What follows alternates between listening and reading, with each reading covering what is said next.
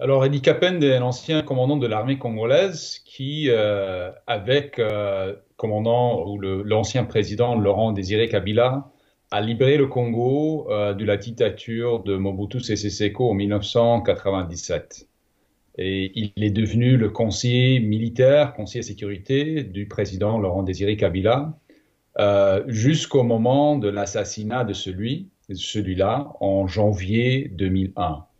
Et c'est suite à cet assassinat que Dick Capel lui-même a été arrêté pour sous accusation de complicité avec cet assassinat. Ce procès-là, la condamnation à mort d'Eddie Capel était très controversé. Le procès en 2002 et 2003 était un procès avec beaucoup de défaillances, critiqué par beaucoup de gens et qui avait mis très peu de preuves sur la table pour la culpabilité d'Eddie Capel. Et donc, je pense que c'est à cause de cela que beaucoup de gens pensent qu'il était en prison pendant 19 ans à tort et qu'il était un prisonnier politique.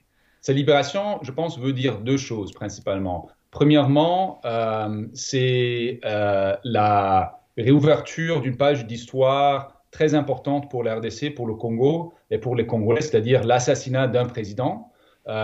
C'est un assassinat qui n'a jamais été très bien expliqué. On n'a jamais su exactement qui était derrière cela. Il y a beaucoup de théories, beaucoup de spéculations, mais jamais une enquête transparente, approfondie. Ça, c'est très important.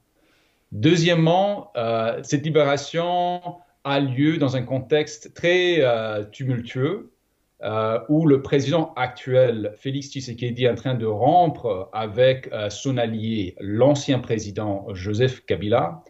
Et le fait que Félix Tshisekedi ait libéré Eddie Capend, qui était accusé de l'assassinat du père de l'ancien président et qui avait été mis en prison par Joseph Kabila, cela, je pense, est un signe de la crise de confiance qui a eu lieu entre les deux personnes et un signe du fait que Félix Tshisekedi n'a pas peur de faire de son ancien allié, Joseph Kabila, un ennemi.